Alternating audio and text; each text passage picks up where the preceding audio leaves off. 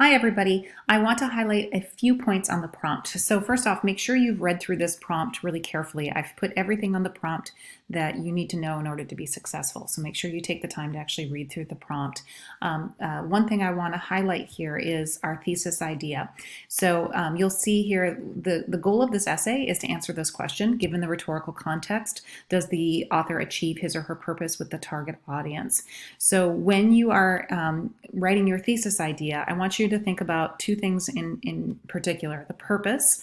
Don't want to just say the thesis itself. We want to kind of consider the general purpose as well.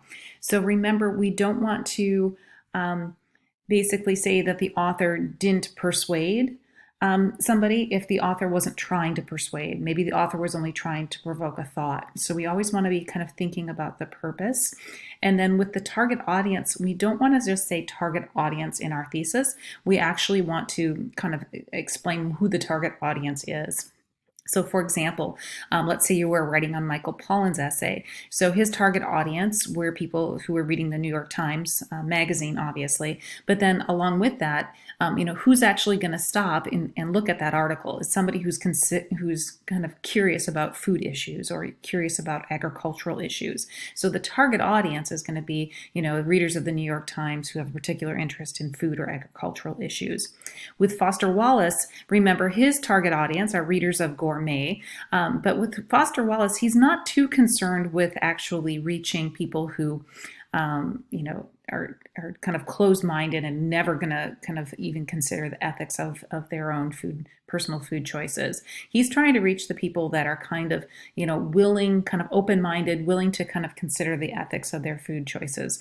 So Foster Wallace has no intention to kind of reach the person who says, I'm going to eat my meat whenever I want, and I don't care about how it was raised or how it was treated. He's trying to get those people that are kind of, not quite so kind of adamant with their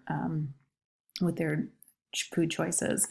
Okay, so make sure you're thinking about that for your thesis. And then the other thing I want to highlight here, there are two huge pitfalls to avoid with this essay. So I say this in the most concerned way possible. I don't want you to fail this essay, so that's why I'm telling you right here.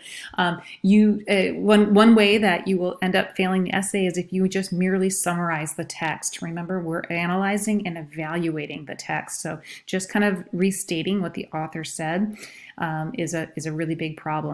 In fact, as you're reading through your essay, if you find any part that just seems like it's retelling the essay, delete it. We have to make sure we are sticking to analysis and evaluation.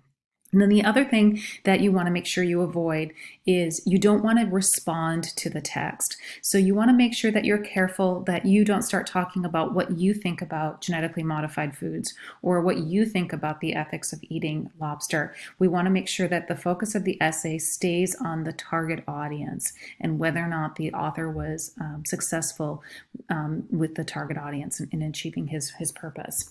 And then finally, when you're quoting, make sure your quotes are no longer than 2 lines. I'm going to show you guys an example here in another video, and you want to make sure that you're kind of paying attention to how the quotes are used. Sometimes it's not even 2 lines. We really want to make sure we're not overusing the text. We want to make sure we're always in control of our paragraphs, and the majority of the words in our paragraphs should be on our analysis and evaluation. So on where we actually are explaining why the author is making certain choices. Okay, make sure you carefully read through the major requirements of this essay. All of the things that I've listed here on the major requirements are also down on the prompt along with, on the rubric, along with a few other things as well. So one study tip I always tell people is after you have drafted your essay and you think it's as good as it can be, go ahead and grade yourself using this rubric. Make sure you've done each one of these things because this is exactly how I'm going to be grading your essay. I'm going to be using these exact same different sections and checking off each one of these items. Okay, and the last thing on the prompt here is I have different tools that you can use as you develop your essay, and these are organized. I'm hoping that you use each one of these tools and you kind of go in order here. So this first one is kind of organizing your claim structure, your topic sentences, and so Make sure you kind of use these different tools that I have out here. I'll do videos on each one of these separately so that this video doesn't get too long, but I just want to kind of highlight that.